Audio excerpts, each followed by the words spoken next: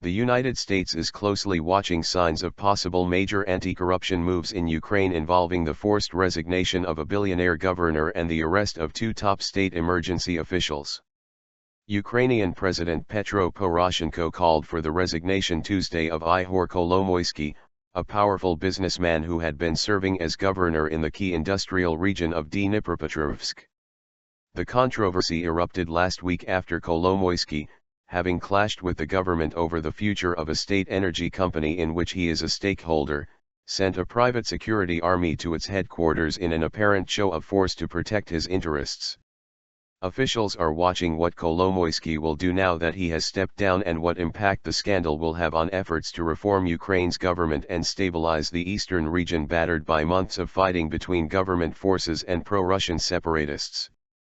We hope very much that he will do what his people have been signaling after his decision to leave the governorship, which is to be a successful and loyal member of the Ukrainian business community, said a senior U.S. State Department official on Wednesday. We'll have to see how this plays out, but that would be our expectation. Ukrainian officials also arrested the head of Ukraine's state emergency service, Serhiy Bokovsky, and his deputy, Vasyl Stoyatsky, on corruption charges during a televised meeting on Wednesday. U.S. officials say Ukraine's unfolding anti-corruption efforts reflect broader attempts to reform Ukraine's government, where corruption has long been entrenched. I think one of the defining characteristics of this past year has been the very strong voice of Ukrainian civil society in holding their leaders to account, in demanding unity of effort among the country's democratic forces, and in insisting that a return to business as usual, that is of the Yanukovych era and before, is simply unacceptable, said the senior U.S. official.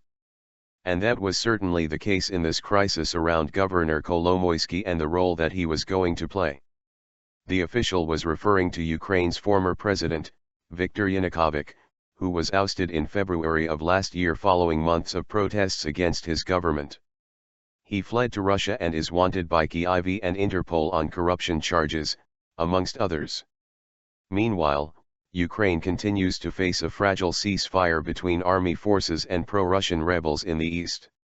While much of the fighting has slowed, shelling continues almost daily across ceasefire lines. The U.S. official said Russians are still fueling the fight and claimed that Moscow continues to be Ukraine's greatest threat.